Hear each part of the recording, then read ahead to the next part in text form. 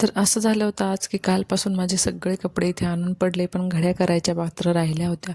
तर म्हटलं आधी जेवण करून घेऊया आणि मग बाकीचं काम करूया, कारण आता थंडीचे दिवस आहे आणि जेवण भूकसुद्धा लवकर लागते. तर आज मस्त अशी गोबीची भाजी, गाजरचा हलवा, सोबतच मेथीची भाजी कच्ची आणि शेंगड्या, हे सगळं होतं. आणि मस्त ते जेवायला घेतलं. काव्य आले आणि विचारत होती की हे काय आहे मम्मा, हे शेंगा कशाच्या आहे, कारण तिला अजून माहीत नव्हतं की हे शेंगडे आहेत. त्यानंतर मग ते काम तसंच राहिलं आणि मस्त झोप घेतली. आणि मग उठल्यानंतर मस्त चहा बनवला. इथे गुळाचा चहा बनवायचा होता आणि मिस्टरांना गुळाचा चहा घ्यायचा होता. ते कधी चहा घेत नाहीत, पण त्यांना गुळाचा असल्यामुळे घ्यायचा होता.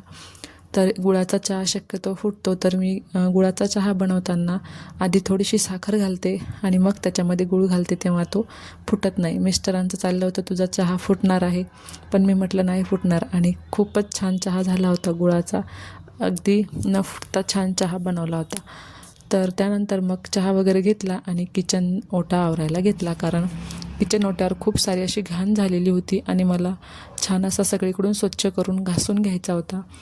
किचन ओट्यावरचं सगळं सामान खाली घेतलं आणि किचन ओटा सगळा घासून घेतला आणि छान पाणी टाकून मस्त धुवून घेतला.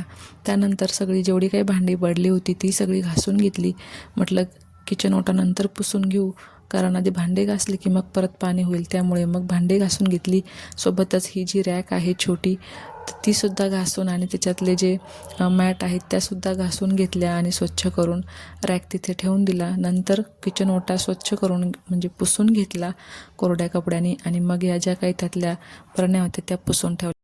आणि त्यानंतर आम्ही गेलो मग मूवी बघायला आणि काव्याने पूर्ण मूवी बघितला, न झोपता आणि न रडता तिने संपूर्ण मूवी बघितला.